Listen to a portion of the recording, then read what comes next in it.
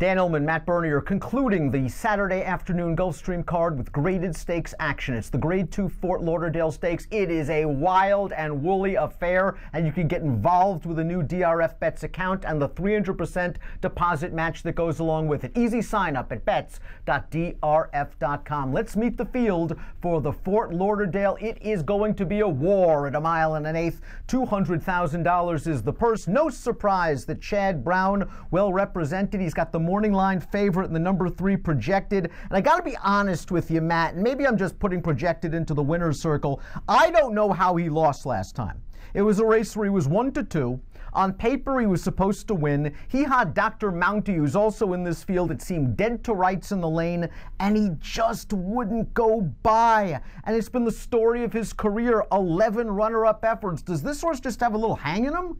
I think he does, and I have to be honest with you, just taking a look at that morning line, I think if you're going to look at it that way and you're going to have one Chad be 4-1 and the other one be 10-1, you should flip him and Almanar, but it is what it is. I agree with you. I mean, it's hard to ignore the fact that this horse is on a prolonged losing streak now. He runs to the level of his competition. So, you look, if it's going to take a 100 buyer to win a race like this, he'll probably run 100 or a 99. But I don't know how you could possibly look at this.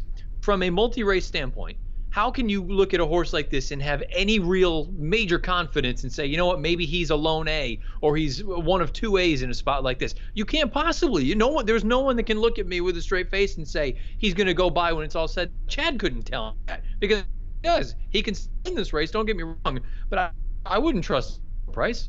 Let's talk about High Happy for trainer Todd Pletcher. This horse got really, really good last year for Pletcher at Gulfstream Park. The question I have for you is, does this horse just need more distance? I know he needs firm turf. He really doesn't want any rain, but does he need more distance to do his best? Is 1 1/8 a little too short for him?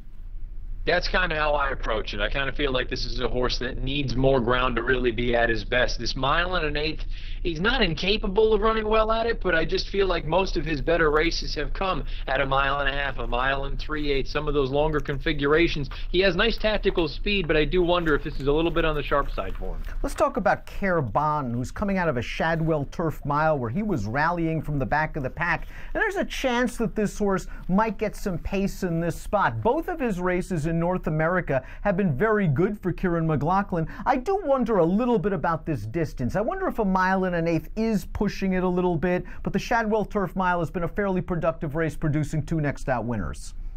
I tend to agree about the distance. There's a part of me that thinks this is, if it is capable for him, it's the absolute max for him. And I agree. I feel like that Shadwell Turf Mile, not only has it been productive, but I think it was better than it looks from him, considering he was as wide as he was. I know he had a good pace to run at that day, but I thought he ran quite well that day. And again, look, if you like a horse like Projected, you absolutely have to like Care Bon, because at least Care Bon went by him. He's a kind of horse that gets a little green with his lead changes at the end. He always seems to hop back to his left lead, but he's a hard hitter running late, as is the number 10 Divisadero. And you got to get props, because you picked him in the Breeders' Cup Mile at 43-1, and he only got beat 3/4 of a length. And I'm going to make the argument that if he didn't throw a fit before the Shadwell Turf Mile and had to be scratched out of that race, he might have won the Breeders' Cup Mile. I think he came in 1 race short. It's entirely possible, and you know, it was one of those things where I'm watching that race, and I know a lot of people initially looked at it and said, well, perhaps it was the amount of ground that he carried that day in the Breeders' Cup, and that was the difference, because he only lost by 3/4 of a length. I couldn't help but look at it the other way and say that's where you wanted to be on the turf course at Churchill on those days, on Breeders' Cup Friday and Saturday, well off the inside. I thought he ran his heart out, and that was at the turf course that he really has an affinity for down at Churchill.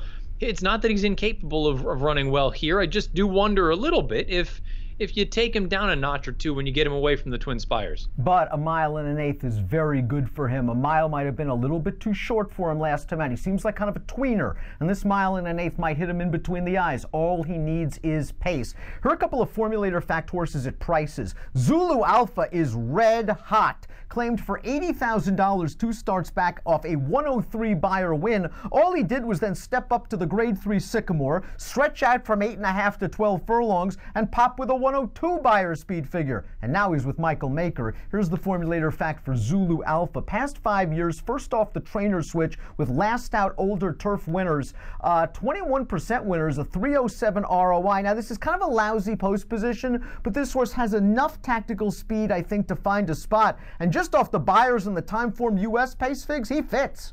You know, the bigger concern I have with this horse is not necessarily the form that he's in or the speed figures that he's registered, because those make him a primetime player. I do wonder if he is better going longer, and I recognize 2 starts back at a mile and a 16th, he handled that beautifully, but that was in a relatively light group. I know it was, $80,000 was the tag that he was taken for, but it was still an N3X level. I think if he's going to be competitive at these sort of tougher ranks, I think it's going to be at longer distances. Doesn't mean he won't run well here, but I like him going longer. Shug McGahee's got the 13 Dr. Mounty, the 14 Inspector Lindley. Let's talk about Dr. Mounty, because he shocked projected 2 starts back over yielding ground at a mile, and then ran quite well when returned to dirt in his most recent start. This horse is in very good form. Now, something tells me he might just be a notch below the top horses in this Grade 2 race. But again, we've seen it before. These Shug horses get better with maturity. Here's a formulator fact for Shug. Past 3 years, older horses moving from dirt to turf off a 31 to 44 day layoff. We got 42% winners and a 428 ROI, but I wonder if that race 2 starts back was more projected losing it than Dr. Mounty winning it. I can't help but look at it that way. And again, he's the kind of horse that would appreciate some real give in the ground. So if that rain does show up on Saturday, it'll move him up. I don't like the post. And in the grand scheme of things, I don't think he's as good as these horses. And really, again, that Baltimore-Washington Turf Cup, I go back to projected and say, yeah, projected's got to win that race. Shug also is stuck outside with Inspector Lindley, the 14, who's kind of an in-and-outer, occasionally good enough to win with triple-digit Beyer speed figures, more often than not nibbling behind some of the horses he's in here against. He's been beaten by Black Type, Caravan, High, Happy, projected. From this post, he's going to have to be perfect to win this race. He gets Jose once again.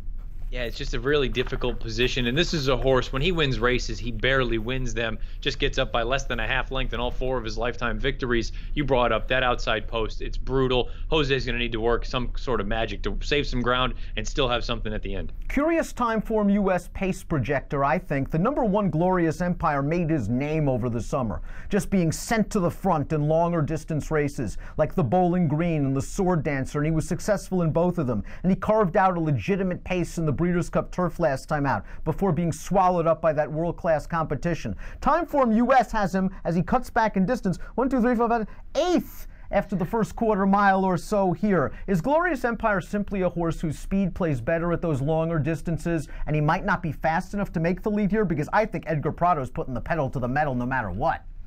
I think he's on a send mission. I disagree with the pace projector. I think he's going to be forward, especially from the inside rail. I think you just send him and go. The problem that I have with a horse like this, it's not the Breeders' Cup. Draw a line through that race. It's that his best races by far have come at Saratoga, and he seems like a little bit of a horse for course kind of angle. I think he can run well here. I think he'll be forwardly placed. I don't like him from a win standpoint. Mr. Haverkamp's one of our favorites, and I wonder if he trips out here. I think the 1 and the 6 are going to go. I think Mr. Haverkamp might be sitting 3rd, and he's had a similar situation in the Woodbine Mile 2 back, and he just couldn't get to favorite Oscar Performance, who ran a hole in the wind that day. It was nice to see Mr. Haverkamp return with a big win on a synthetic surface last time out. He likes to win races, 7 of 11 lifetime. I guess if there's a question mark, it's the 1 1/8. Yeah, I have some major reservations about the 1 1/8. I also have reservations about his class overall against better horses. And I know you brought up that Woodbine Mile, but that was a day where it was an absolute merry-go-round. There was no passing whatsoever. Mr. Haverkamp, who took up that sort of stalking second position, and they just kind of went 1, 2, 3 all the way around the racetrack against this level company at a 1 1/8 on turf. I still need him to prove to me that he actually fits amongst these. Before we get to our top picks, let's look at some long shots. The 11 Postulation comes into this race off a triple-digit Beyer effort. It was on soft ground, so we know he handles a course with a little bit of give in it. But my question with you, for you, is the same that I have with Glorious Empire. Doesn't he just feel like more of a long-distance plotting type, and a 1 1/8 against top competition might be too sharp? Yeah, I mean, that's the 100% the way that I look at it. I think he's a horse that needs at least a mile and a half, if not more. Look, they ran him in the Belmont Gold Cup earlier this year at 2 miles. Clearly, this is a horse that excels longer distances at this level against this competition at a mile and an eighth. I don't like him. Michael Maker has placed Oscar nominated brilliantly throughout his 29 race career. This horse has banked $1.5 million. This is another horse. He at least has performed well at a mile and an eighth in the past, but over the last year and a half or so, Maker and the Ramseys have made a concerted effort to turn this horse into a long-winded specialist. And I wonder if cutting him back sharply in distance will leave him with too much to do when the real racing starts against this caliber of horse.